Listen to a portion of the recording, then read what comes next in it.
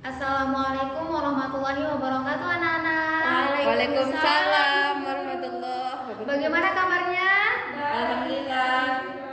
Bu guru ada jam ini. Alhamdulillah. Anak-anak, sebelumnya Ibu akan mengabsen ya. Dania, Hadir Bu.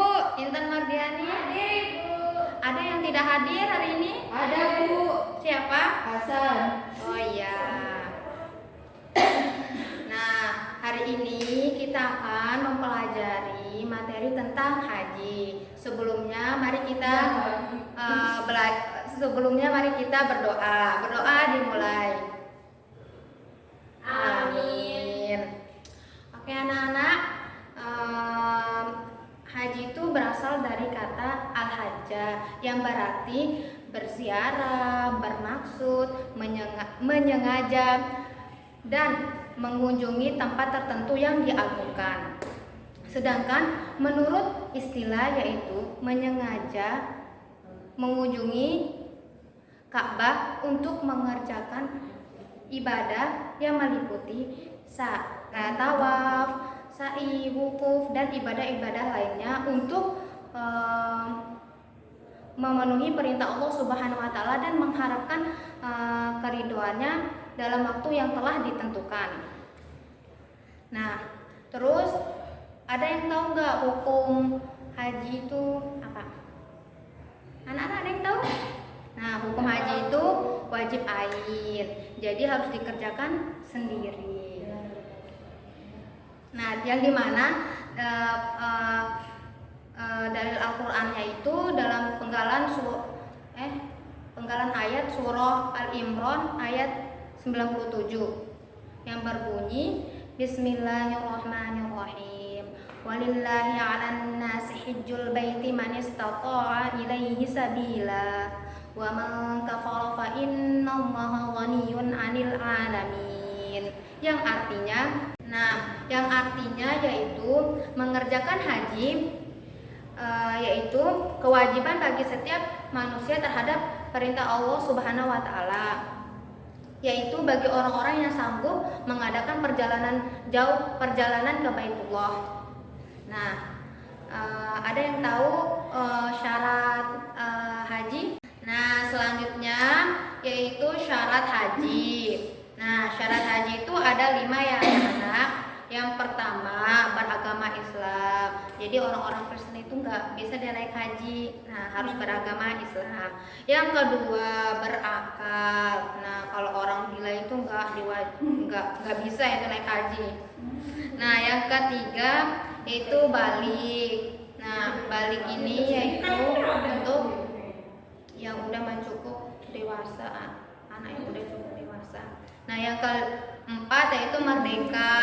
Nah, yang kelima yaitu mampu. Nah, mampu dalam kesehatan, mampu dalam hartanya, dan mampu untuk melakukan perjalanan jauh. Nah, selanjutnya yaitu rukun haji. Nah, rukun haji itu yaitu beberapa amalan yang harus dikerjakan dalam ibadah haji. Nah, apabila ditinggalkan tidak bisa dibayar dengan denda. Nah, harus dikerjakan pada tahun berikutnya.